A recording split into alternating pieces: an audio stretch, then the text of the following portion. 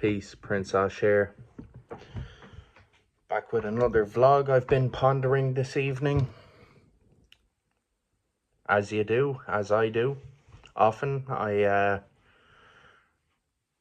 ruminate would be a word, and ponder and reflect on my life. And I felt disappointed in myself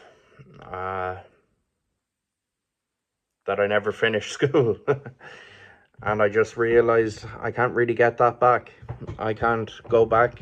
And I dropped out in the final year of school, leaving cert year. I suppose I could, if I really wanted, go back and do the leaving cert, but I'm at a stage in my life where why the fuck would I do that? Because I can get into college anyway, and I'm starting a college course. So I think that's what has me reflecting on that shit is I'm starting a college course, a year-long course in September. I should be anyway, and all going well. But I can't get back that I never sat the leaving cert and that I never finished school. And then I kind of realised why.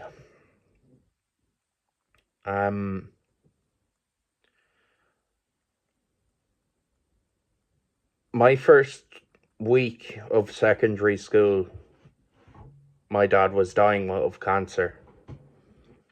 And I feel like he knew in his final dying days that I had just started school and I was going off to school and I was coming back, and he'd be kind of sleepy and stuff, but I'd tell him, look, I was at school and it went really well and all this. And that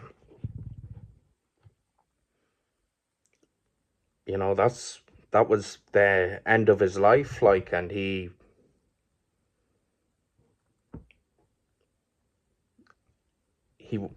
witnessed, pretty much as best he could, he witnessed me going to school for the first time. And I'm sure he would have wanted me to finish school and definitely wanted to be there for me and see me finish school, but I felt like he was there at the start and I never finished. And yeah, I find it hard to forgive myself for that. And it's not like that's the only thing.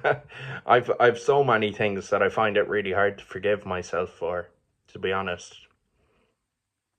But fortunately, I'm getting to a place where I'm a bit easier on myself, with a lot of help and a lot of suggestions from close friends and counselors and whatever else. They tell me, go easy on yourself. Another good one is, when I'm going home, one guy said to me when I was going home, he was like, don't be listening to the committee. Yeah. And if you don't get what that means, it's like, don't be listening to the committee in your head. The fucking voices of criticism and self-doubt. It's a good one. Yeah, I felt that one.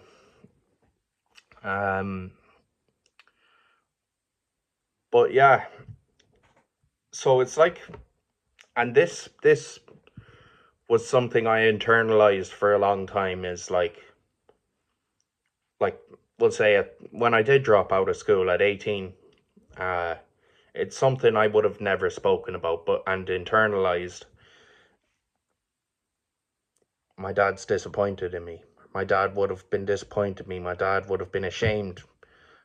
He would hate the person I am now. He would hate what I'm doing in life and the trouble I'm causing and the way I'm treating my mother and my family, and I'm into drugs and I'm into alcohol and everything else, and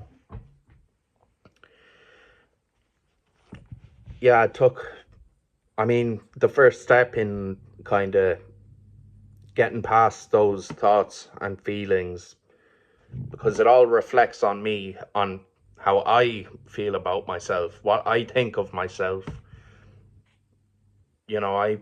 I never knew my dad after the age of 12. So I'm sure we would have had a infinitely different relationship as a when I was an adult, or when I became an adult.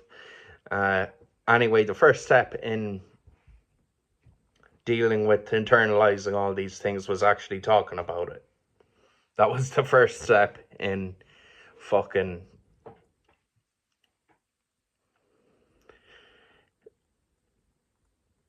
in changing my feelings and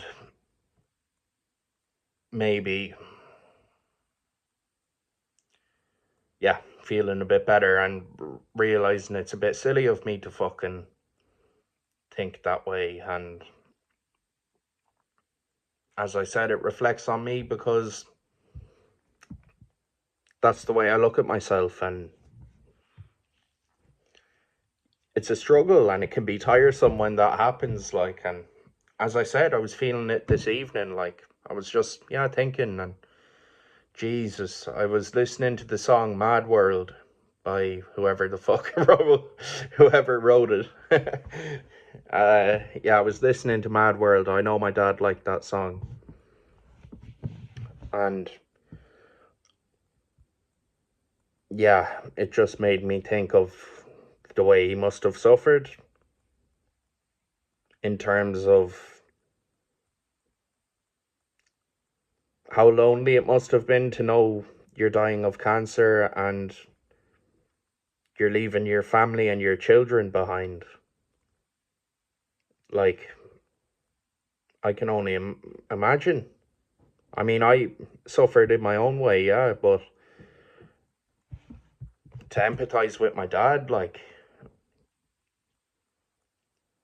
it'd fucking drive you crazy. Like, if you did, if you constantly empathized with his suffering, like, you'd go fucking insane. I'd go insane.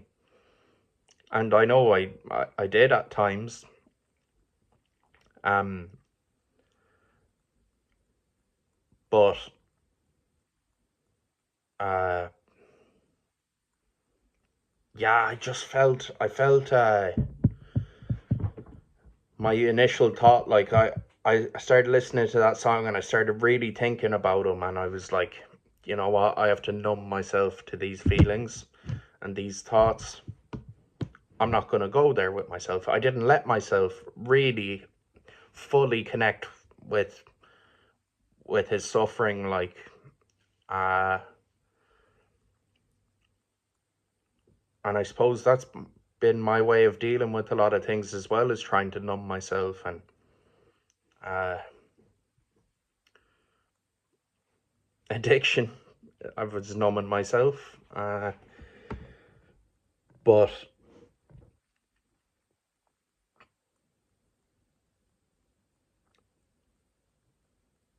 yeah, I mean,